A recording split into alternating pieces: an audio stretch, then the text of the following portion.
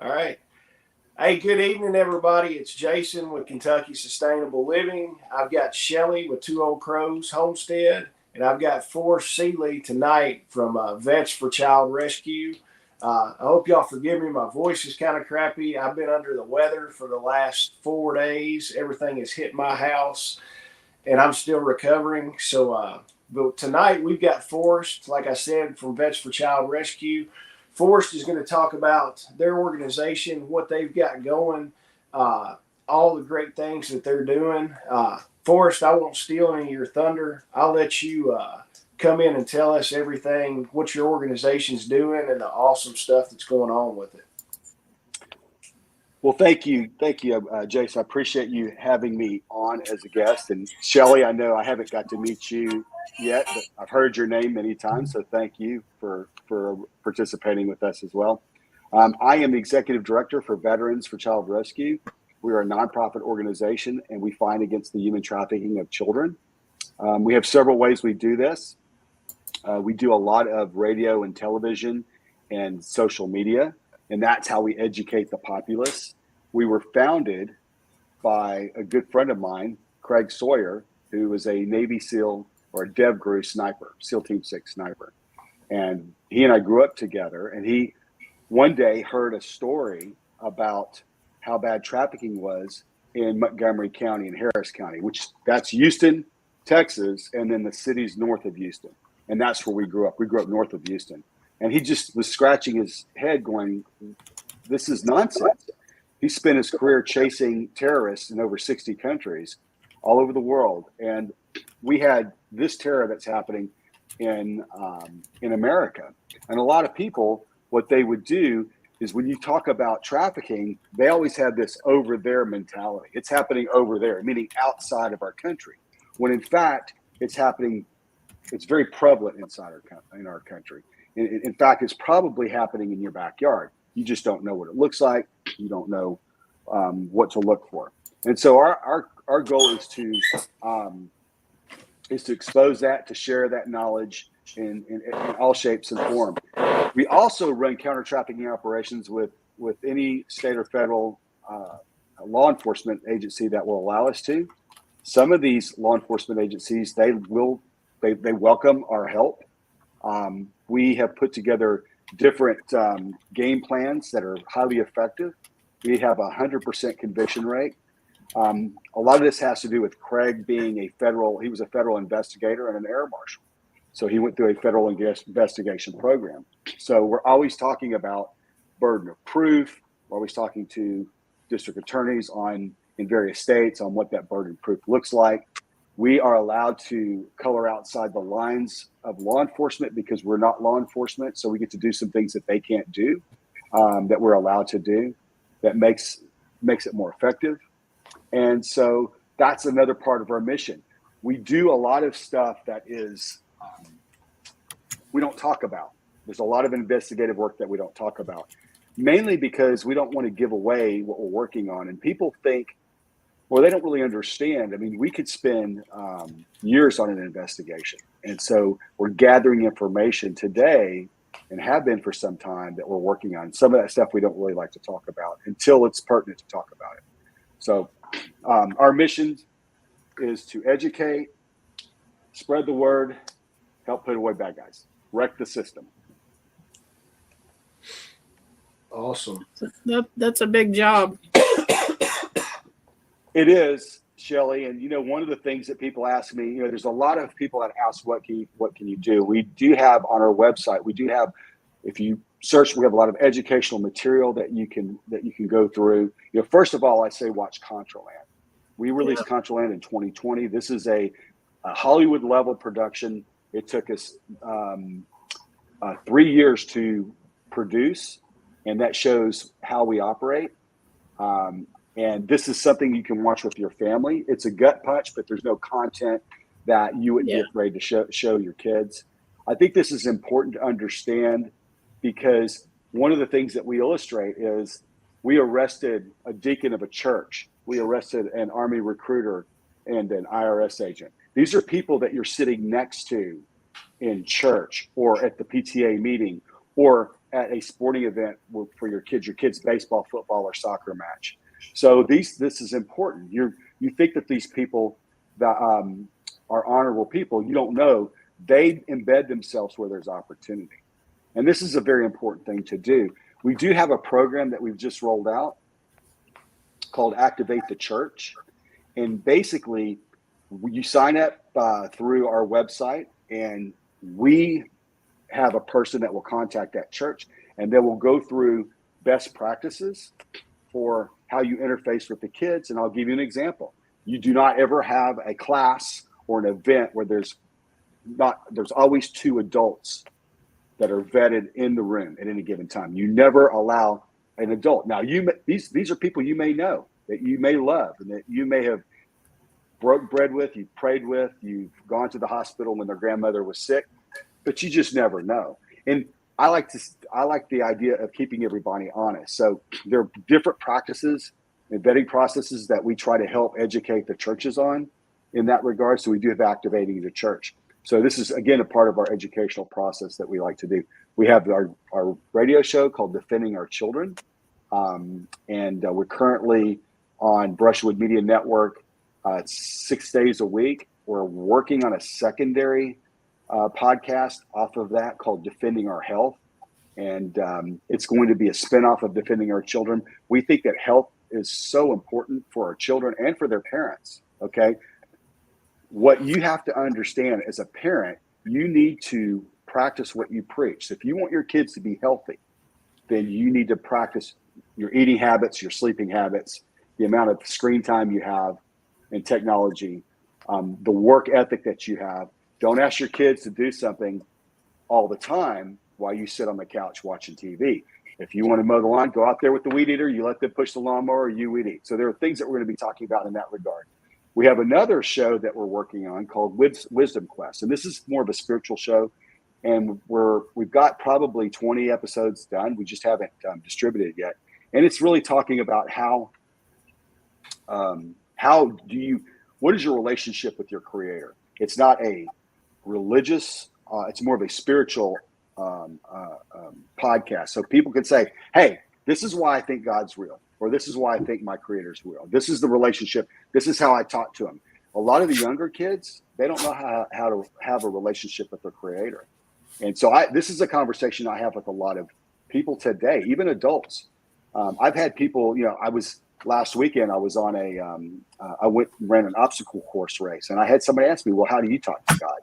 Because I told him when I'm running in the woods, I talk to God. I said, well, sometimes I talk to him just like he's standing right there. And some of the things that I say, they're tough things. I'm not always nice. I complain.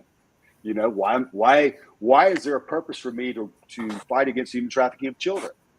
And it helps me reconcile problems and solutions. And I think it's a great counsel process that you can go through. So to be a better person, to be a better neighbor, to be a better steward to the environment, these are all important things. And so a lot of guys that we've talked to, they don't ever talk about the scripture. They just talk about their relationship with their Creator. So I think that's pretty cool. So those are some basic things. We've got some operations we're currently working on now. I've got a handful. I can't get into the details of those, but we've lately are really starting to get some, not really interest, but traction. We're getting some traction with other areas that we have. These are new areas. We've been working on some existing areas, but there's some new areas of the country that we're focusing on. A lot of people that we're dealing with, they are liking what we do. So really what it comes down to is logistics and scheduling. So you have to get everybody in the right place at the right time and everybody's schedule clear. So that's really good. So that's working out really well. So those are some things that we do. Check out our website. You go to v4cr.org, or you can go to Vets4childrescue.org.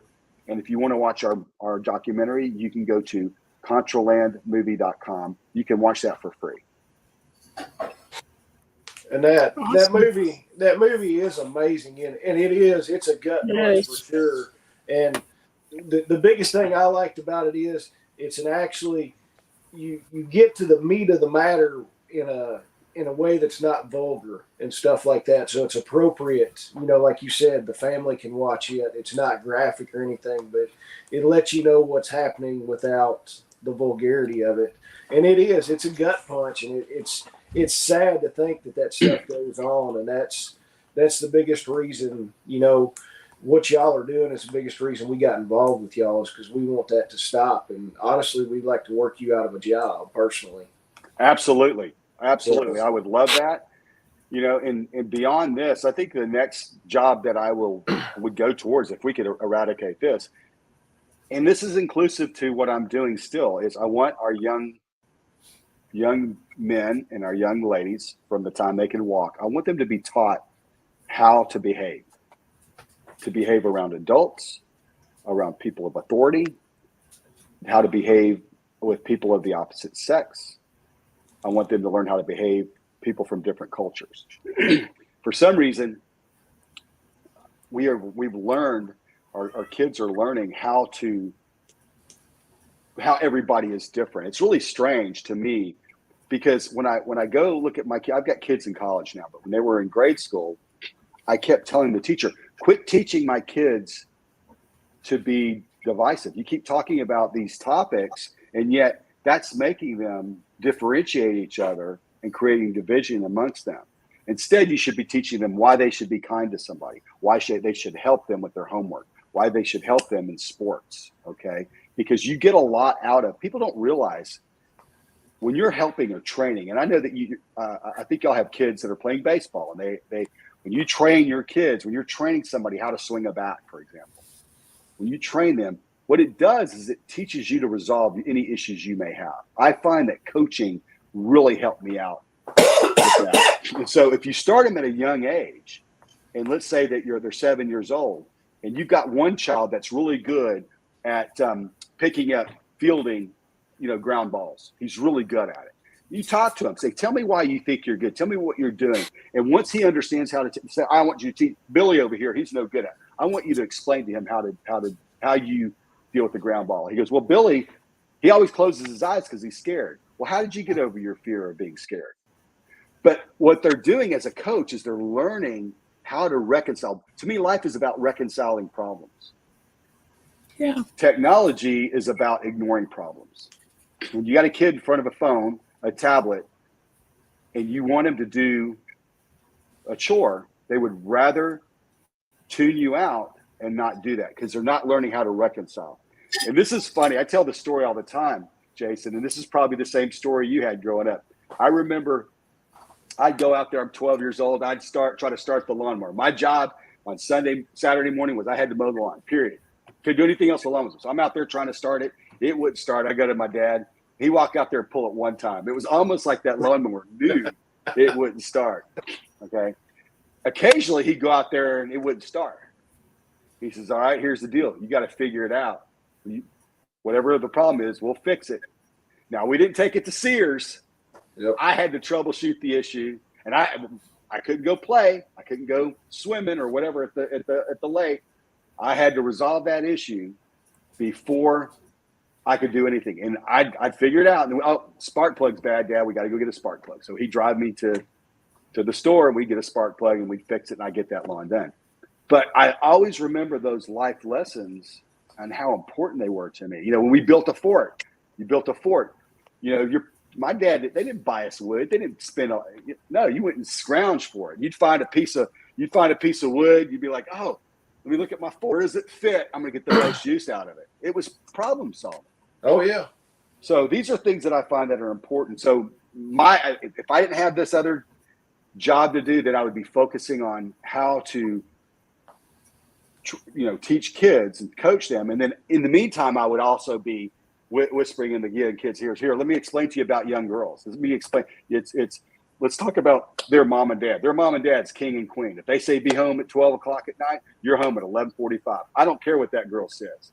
Yep. Okay. Because in my dating years, I had girlfriends that, we could be home at 12:30. I'm like, what'd your mom and dad say? They said midnight. I said, well, no, we're going to be there at 11:45. Because I knew if I pissed off mom, and if I pissed off dad, I wouldn't be able to take that girl out to the movies.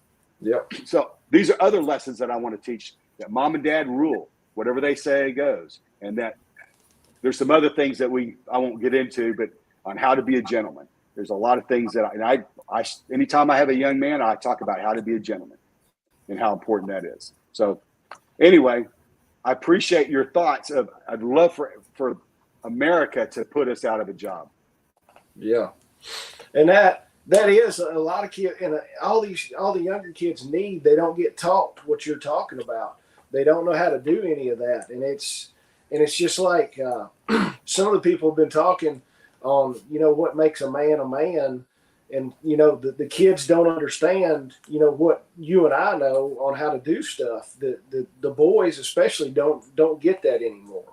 So that's something that's really, really lacking. So it is. And Shelly, you look like you're thinking about something. I see that there's mama pinwheel spinning. Well, they've been spending most of their lives on devices and not interacting with people. And I mean, we live in a day and time where by and large, there's not a male presence in the home. And it's just, I don't know, it's causing a horrible decline. Our youngest daughter is in college right now, and actually, like, our three youngest daughters, I would say, I've heard all three of them say this. They struggle finding someone, a boyfriend, a husband, whatever, that's actually a man, or what you and I would classify as a man. And it's just, I don't know. Things have changed. They're not like they were when we were growing up. And I know you're like, I'm to that point in my life where I'm old and I'm saying things aren't like they were when I was a kid or what, and that's fine, whatever. But it's just not. It's really not. The whole idea of toxic masculinity is, every time I hear that, I want to punch somebody in the face or whatever. It's like, who even came up with that? We are two very different beings created to be very different beings, and it's just, it infuriates me that now we have taken, half of the people on the planet and emasculated them. It doesn't make any sense to me. Well, I will tell you this, and this is a long, long conversation we can have when I come to see you guys. But I think one thing that, I'm raising trying to teach my daughters and anybody else's daughters is, when you become a mother, you've got to be a tough mama. Okay. I didn't fear my dad. I feared my mother. And why is this important? Because mothers spend most of the time with the children. Okay. And my mom basically raised me, and this is what's different about my generation, or our generation, and the other kids. I would have died. Any girl that I took out on a date, I would have died for her. If anything came to her, if anybody tried to harm her, I would have given my life to protect her without thinking. That's just the way we were raised. Okay. So my mother did not put up with anything. I never got backhanded. I got backhanded. I pretty much got away with a lot of stuff. So for the number of times I ever got backhanded, I think the net effect was I was ahead of the game, because every time I got backhanded, I deserved it. There were a few times I didn't get backhanded when I deserved it. But my mother is a wonderful person, and she didn't put up with anything. And why is this important? It's important because the influence that mother has on their kids is, you got to raise your kids. Number one, you got to teach them how to take care of themselves. Number two, eventually you got to teach them to clean and cook, both male and female. You got to teach them how to troubleshoot if there's a problem. Now we got kids, they can't even solve a problem with using, if we had to, could you imagine, we would have built rocket ships if we would have had YouTube when we were kids. Right. We would have been dangerous for sure. We would have been dangerous. Oh my gosh. So, and I think it's very important. And my mom, I would say this, the only time I was afraid of my dad is when my mom said, I'm going to tell your dad when you get home. Because normally I was never afraid of him. But that means I had upset my mother so much that now he was going to step in. It's kind of like it's the relationship between a lioness and a lion. Okay. The lioness, they're fighters. They protect the kids. They do all the hunting. the male lion watches over the herd. He protects mama. But if baby messes with mama, you got to deal with daddy. And that's the kind of thing that I recall. I think this value set is important with our kids, because here's the thing: in today's time, I said I would give my life for any girl that I took out, but I had nothing to worry about. I lived in a small town, an hour north of Houston. We never locked our doors. We spent most of the time outside. I mean, we didn't have bottled water. I used to drink out everybody's water. I could tell you whose house I was going to drink water at by the type of water hose they had. Okay. So, those real skinny ones, they always tasted like rubber. So you never drank out of those. Those were the cheap ones. But today we have all these predators. I mean, we just saw this poor gal in Georgia who was killed by somebody that was crossed the border illegally. And, it's ridiculous. It's ridiculous. So not only do we have to teach our boys to be young men and protectors, we got to teach our girls to be fighters. Okay? Yeah. Learn to make decisions before they get into a place where that might get them in a jam. And this is sad. It's really sad because we have propagated in this country, we've allowed this to happen. Now, Shelley, you said something really interesting, and I'm going to go back to talk about this device, the phone. Okay. What is this? This is a drug. What I mean by that is that anything you've got in your brain, anything that you receive pleasure or pain from, you get dopamine. Dopamine comes from the back of the brain. And when you give your kids one of these devices when they're very young, a tablet, a phone, this is getting oversensitized. This is not developing. Your logic chip. Everybody says common sense. I hate that word. It's logic chip. What's logic chip? Jason, I say, we grew up together. I say I say something crass about your sister. You punch me in the face. I never do it again. No. We reconcile that problem real quick, right? Mm-hmm. And then we can be friends. We'd be friends for life, even though I did something stupid and I only did it once. And the good thing is I would never do it to anybody else in our group's sister, right? You learn. But when you don't have that front part of your brain developing and evolving, going back to all the things I talked about earlier, then that's why what we're seeing today is grown adults, young adults in Starbucks and Burger King at the airport throwing a temper tantrum. We're seeing these 18, 19-year-old kids getting pulled over by the police officer and being hauled off because all they asked for was license and registration. Okay. Yeah. So when you ask for license and registration, my parents said, you give it to them. Okay. You give it to them and you just kind of deal with whatever comes out. And it's because this logic chip is not being developed. And one of the gentlemen just commented about that he was works in a prison. He talks about the absentee father and I've heard figures as high as 85% of men in prison were fatherless. They had no father in the home. And that's the other thing. When I talk to younger men, I tell them, hey, when you make that decision to have a relationship, you commit it's a lifelong commitment. You be a father to those children, you be a husband to your spouse. That's your commitment. Oh. And it is. I think a lot of stuff, like you were saying, your phone, the kids have too much access to phones and screen time, and it is a drug, and they would be way better off those things, and a lot of that stuff would fix itself. I know I'm guilty of it. My youngest one is on his stuff a lot, but most of the time it's days when it's nasty outside or he doesn't feel good, something like that. But a lot of the times when he gets home from school, I'm like, you got about an hour to an hour and a half before it's time to do homework. And especially if it's nice this time of year, I'm like, let's jump out there. I was like, do you want to ride your four-wheeler? He's like, yes. So we fire his four-wheeler up and he tears the property up riding his four-wheeler, or we'll get out and throw baseball, play basketball, do something like that. Anything other than playing with the stupid phone or a screen. Well, I can tell you one of the best things you can do, and especially if your kids are younger. One thing I did with my kids, I always read to them. But this thing for the younger ones watching, this is called a book. Okay. And if you can incorporate your youngest to start reading, if there's some way you can convince him or incentivize him to start reading. And this is important. This is one thing I want people to understand about being dopamine driven. Okay, let's go back to my first motorcycle that I got. Okay, my first motorcycle I got as a kid, I was 12 years old. No, it was my second. I had actually gotten a used one, but it never really ran. But my first brand new one was an XR75, a Honda XR75. It was a $500 bike. I had to come up with $100 before my parents would buy it. So I spent, and at the time I was getting paid $5 to $7 a lawn, mowing lawns.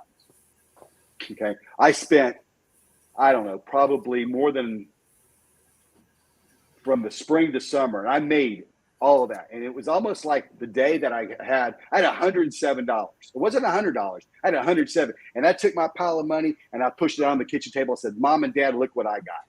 I was ready to give them all. I didn't keep the $7. I just gave it all to them because I was so proud that I earned that. So I got my motorcycle, but it took me, probably 6 months to earn that. Now, why is that important? I took care of that bike. Yep. I washed it. I cleaned it, maintained it. Yeah, I rode it hard. Man, I rode that bike. I rode it hard, but I took care of it. Now, when you're dopamine driven, one of the things it removes from you, I believe, and what I've witnessed, is patience. Patience is so important. We're always in this hurry for instant gratification. And I think there's a byproduct or an addition to patience. And that is, it also removes forgiveness. Now, why is this important? Okay.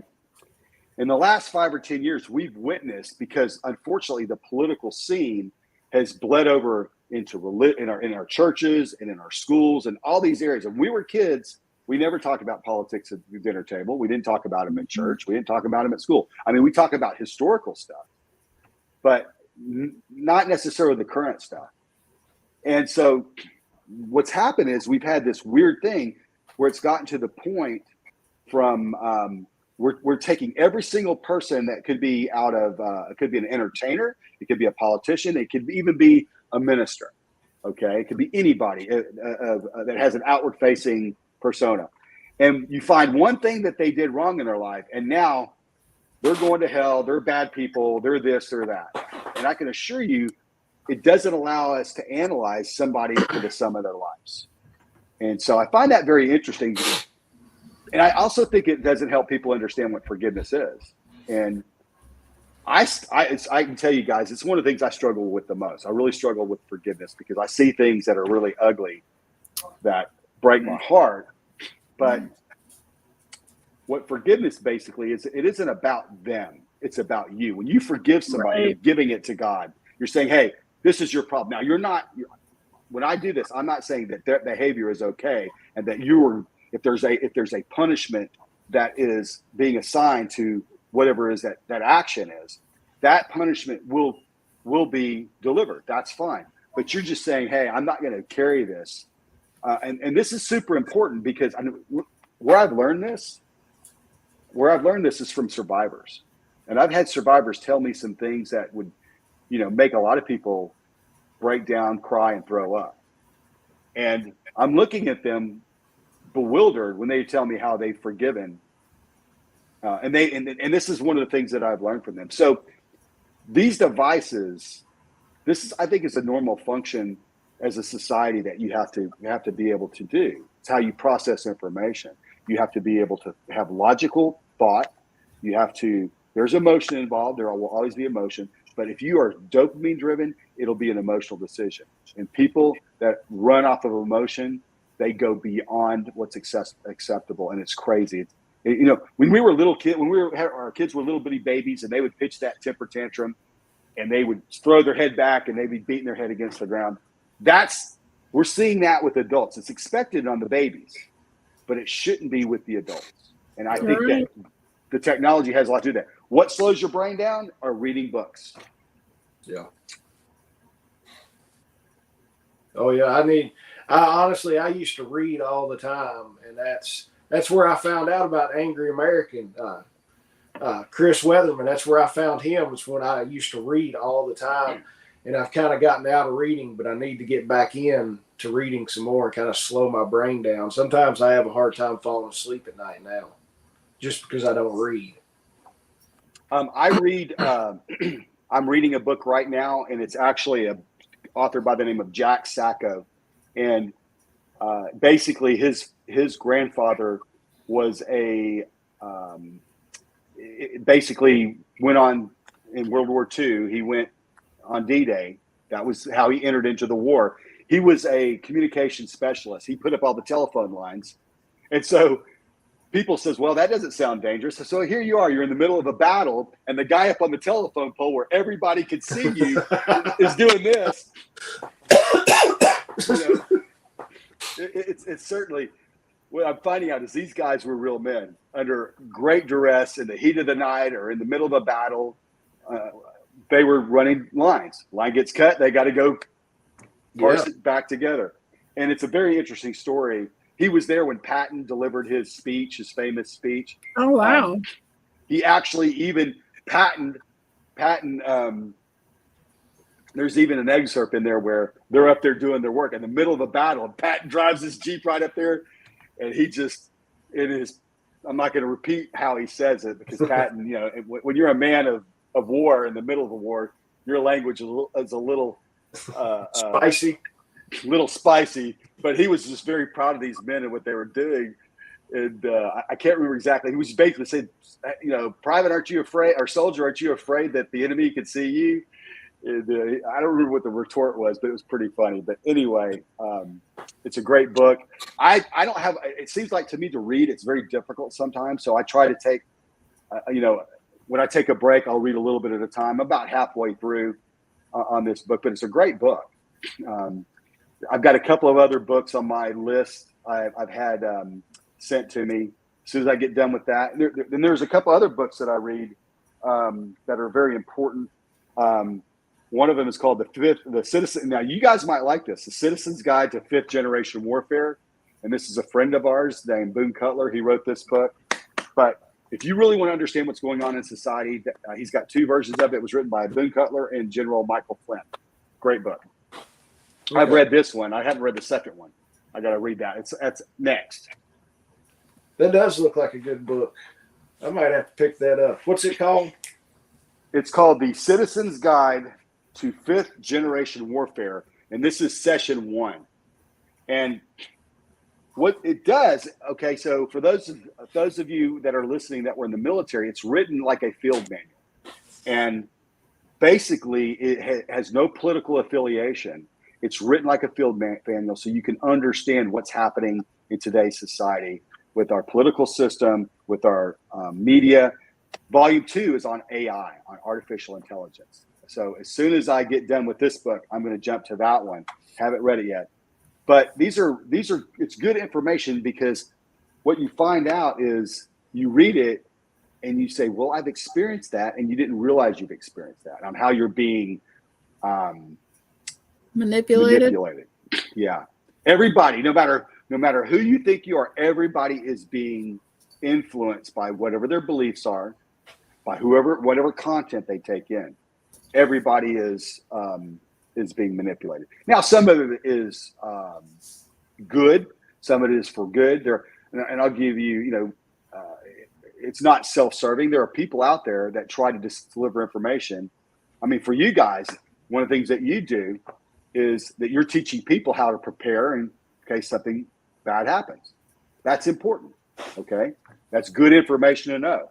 So what they've done is they've put together this book so they can provide you with the information. And then whenever you're looking at any kind of news, you could try to decipher what's good about that news and what's bad. What's funny is we'll see conflicting news articles or broadcasts or social media posts. They'll be conflicting. So then it gets real interesting on how to figure out what information is valid. In our world, we do this in our space as it pertains to trafficking. Okay, good. We do a lot of intelligence gathering, and I can tell you some of it's hard because, these type of criminals, they're not doing taxes, they're not reporting their events. So some of the numbers we have are pieces that are brought from different agencies, both private and government agencies. But there's fallacies in some of those numbers too. And I'll give you an example. Runaways. When they're tracking runaways, there are a lot of runaways that leave their home. They get reported, they get picked up, they get put back into their home, and then they run away again. That doesn't look like one runaway. It looks like two. And you could just have a rebellious kid. And there's a lot of rebellious children or kids out there that leave. So they may run away 5 times in a year. So that's reported as 5 different events. And so we have no way of boiling that information down. But that's just one example of the data that we deal with. I could tell you this, though. I could pick a busy place in a metropolitan area. I could take a survivor with me, which I've done, and they can, in a very short period of time, they can start pointing out problems. Oh, that looks sketchy. Let me tell you why. That looks sketchy. Let me tell you why. Because they know the game. They've been on the other end of that game. Okay, they've been trafficked. And trafficking, there's a lot of layers to that. Everybody thinks it's one thing. Well, I've known people that they were taught to be grifters. I mean, they were not only were they doing, I hate to say it, unmentionable things for money, but they were also grifting, or they were out there begging for money. They were selling magazines. They were door to door at the corner store, you name it. And so when you get somebody that's been through those things, they can find it. So we know it's heavy duty, and it was estimated in 2020 to be $38 to $50 billion in the United States alone. Okay, $150 billion worldwide. And so this is greater than all pro sports. All right. So if you look at pro sports, I live in Houston, Texas, and I've got a plaque with a bunch of, game cards for the Houston. I got some Houston, Texas jersey. I've got a couple of signed helmets from Roger Staubach. I'm not a Cowboys fan, but I was when Roger Staubach was there. So I have evidence of pro sports.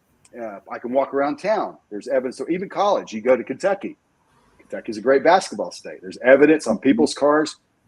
And to think that the trafficking of kids is greater than that, the dollar value, but you don't know what you're looking at.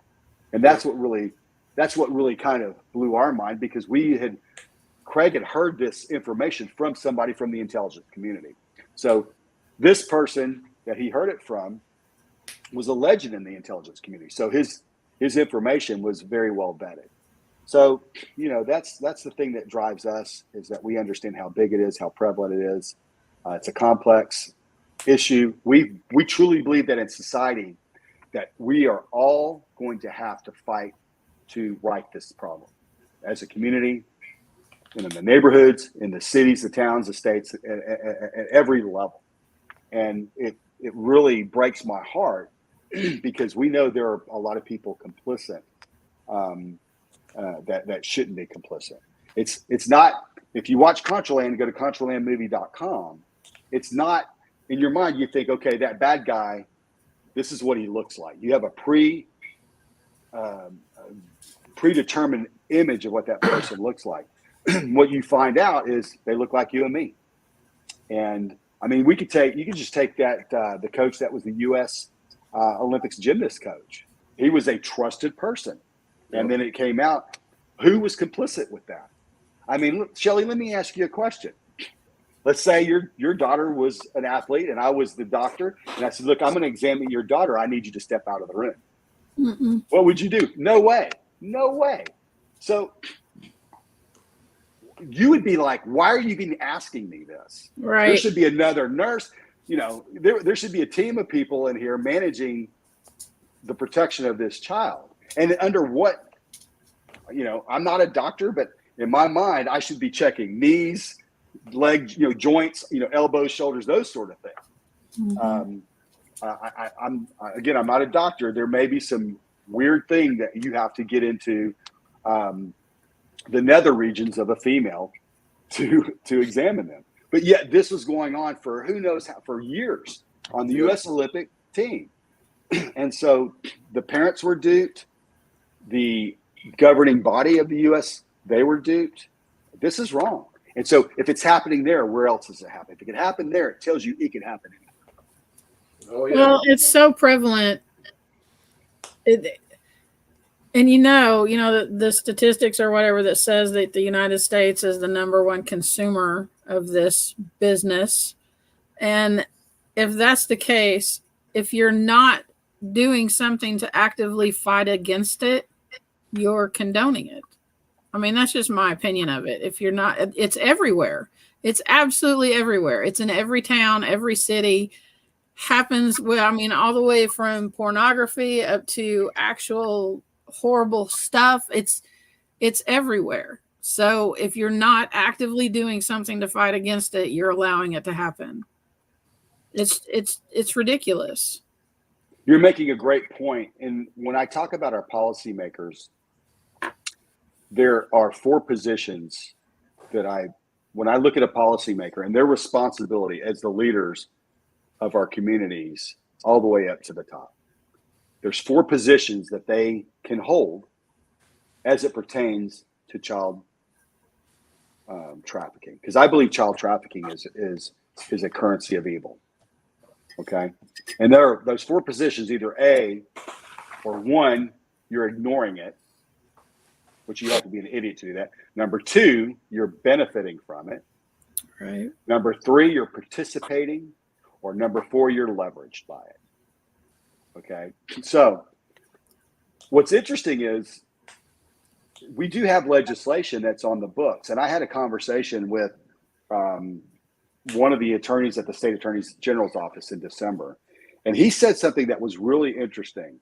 And this is something that people do not understand in society. And I'm by no means a legal expert. So I'm just going to tell you what I gleaned off of my conversation.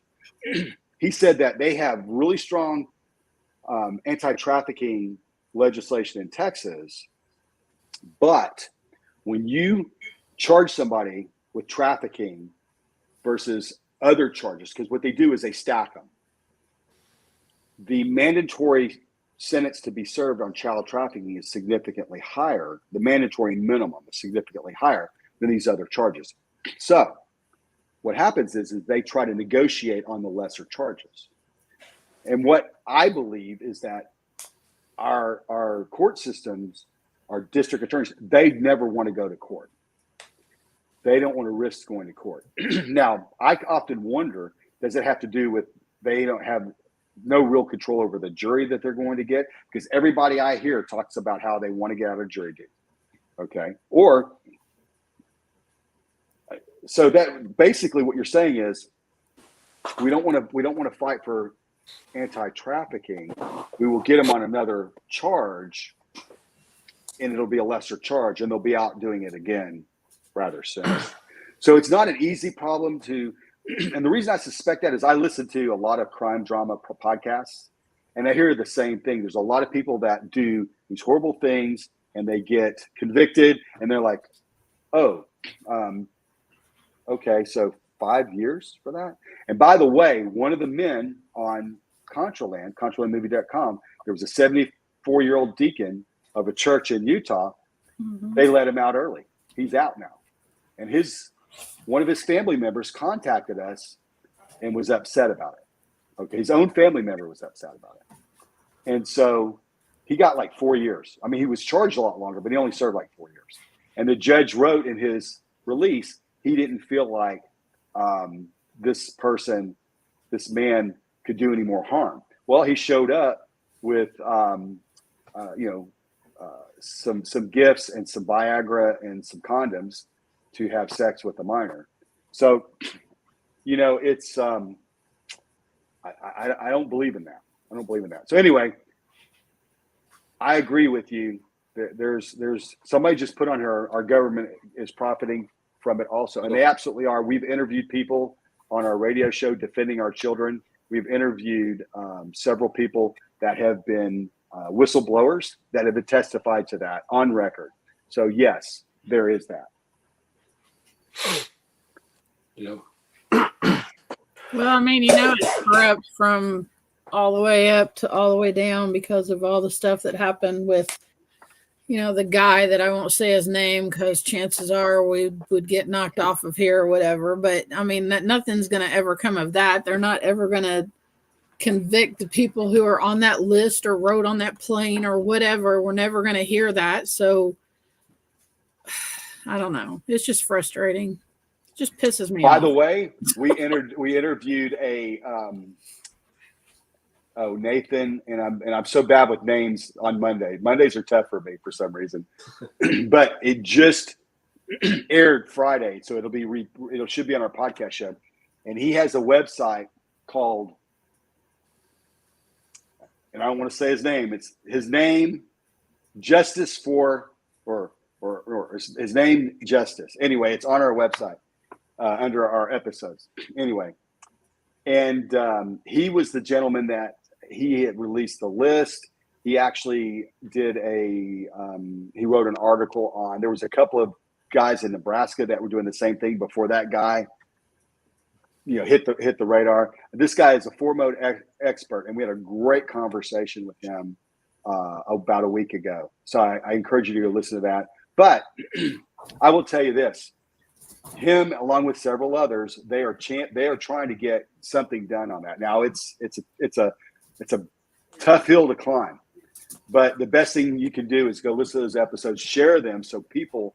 Here's the bottom line, Shelley: is we got to get mad, we got to get angry, we've got to demand that our policy makers do what we've elected them to do, and that is to represent the people, to protect our children.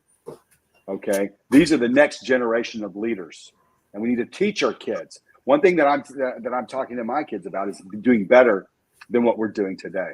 I talk about the problems that they have to resolve, and I try to give them information that will help them. In the future, this is what you have to do, and hopefully, I am providing them with good instruction that my Creator, I believe, He's giving me to share with them. Right. And well, if you all want to help with this, if you all feel as compelled as Jason and I and Forrest do to eradicate this, you need to come to our dinner. You need to come to the Kentucky Sustainable Living, Homesteading, and Preparedness Festival on March 23rd and 24th. Saturday night, we will have our charity dinner that all of the proceeds go to benefit Vets4childrescue. The tickets to the dinner are $250. It's a prime rib dinner, really good food. Obviously, you're not paying $250 for a prime rib dinner, though. You're paying to help save kids. So come on out and join us Saturday night. You're going to get to sit with all of our speakers, hang out with them. We have an auction that we do. It's going to be a great time. You're going to get to talk to all of our speakers and everything, a one-on-one, pick their brain about anything, any questions you have about homesteading or preparedness. It's going to be a good time. We had a fantastic time last year, and we're able to raise almost $11,000 for Vets4childrescue. We would like to do that again. So come on out and support that venture. And I did get word today that there will be some good wine and some good bourbon and good tequila too. Tequila too. There you go. Yeah, I got word on that today. The lady called me. I've been talking to. She's like, I have wine, good tequila, and good bourbon for you. And I was like, sweet. So you can get all of the information about the dinner at KentuckySustainableLiving.com. But I highly suggest that you go to Vets4childrescue, their YouTube channel, and check out Contraland. That show, I don't know. I don't want to say it blew my mind. Like, I know this stuff is going on, but it is a very good look at things that you may not even realize are happening, and they're totally happening. So go check out that movie and do something to help. Indeed. And you, at the very least, just to wet your whistle, go to YouTube, type in Contraland trailer, watch the trailers, a little over 2 minutes. When you watch that, that will give you a taste of the documentary. And I think it will encourage you to not just put it in your queue. And I tell people, have a watch party. Have your family over. Get your youth group at the church.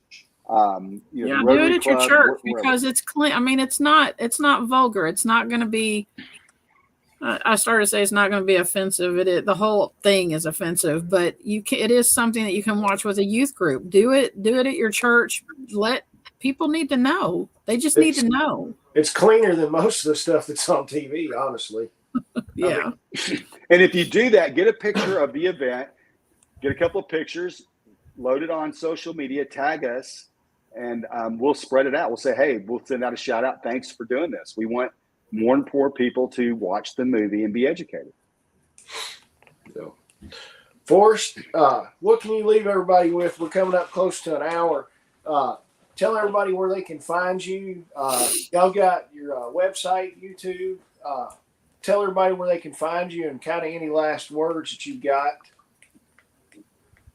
Okay, you can find us at Vets4childrescue.org. That's the easy way is V for, that's Victor, number 4, Charlie, Rango.org, V4CR.org.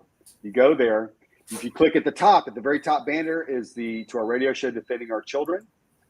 You can scroll around the menus and you can look and see our educational material as well. To watch Contraland, you can go to contralandmovie.com. You can also search for it on Google as well, and you can watch it there. It's on a lot of the platforms, Rumble and True Social, and even on TikTok. I think we played pieces of it on TikTok. So you could do that. I do highly recommend you check out our radio show. There's a lot of different content that you can listen to educate yourself. We always have a guest speaker. As a matter of fact, tomorrow I'm interviewing Chris Beck. Chris Beck was a Navy SEAL, SEAL Team 6 specialist. And what's interesting about Chris is he actually knew Craig. He was behind Craig. Craig was on SEAL Team 6. He was a few years behind Craig, but he kind of talks about how a lot of people wanted to be like Craig because Craig was highly disciplined. Okay. Craig came up with a game plan to move to SEAL Team 6 because they were both actually on SEAL Team 1. They started out on SEAL Team 1, they went to SEAL Team 6. But Chris had gotten his degree, an engineering degree, before he went to the SEAL Team. So he's like big brain.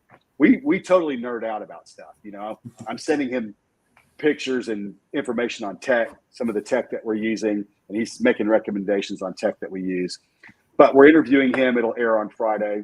And one thing to note about Chris, and this is why this is important, he was the only Navy SEAL that transgendered into a woman, and he detransgendered. So what's important is that if you go and listen to what he has to say, there's some things that he could share with you on how he was convinced to make this change, working with government agencies. Okay.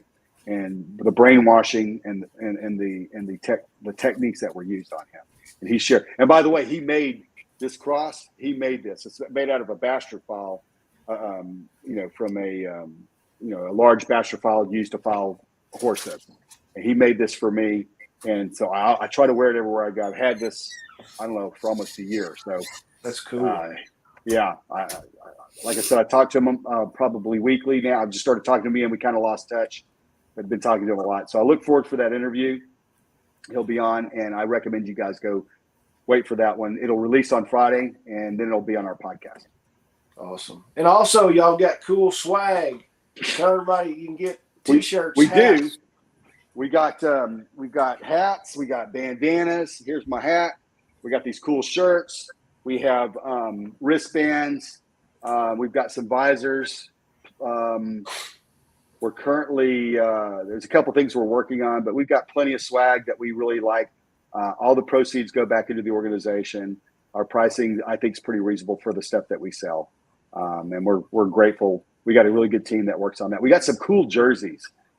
Kim, who is our social media person, she designs our jerseys. And if you go to our website, these are a different material. They're not cotton, whatever the opposite of cotton is. I can't even remember. But they're super durable. They're real durable. They're made like that jersey material, and cool graphic. But check out our jerseys. Awesome. All right, Shelly, where can everybody find you? You can find us at twoldcrowshomestead.com, and we have a YouTube channel, Two Old Crows Homestead. check it out. And that'll leave me. You can find me, Kentucky Sustainable Living, on YouTube. You can find Shelly and I, the festival website, KentuckySustainableLiving.com. Guys, if you're really wanting to get into this and help a great organization out, go to the website, buy some tickets, come to the charity dinner. We're going to have great food, great fellowship. You're going to get to sit down with the speakers, the demonstrators. Forrest is going to be there, hopefully with one of his people that works with them on the operations. But guys, we really hope that you can be there, and I appreciate everybody watching tonight, and we will see y'all on Thursday. Bye.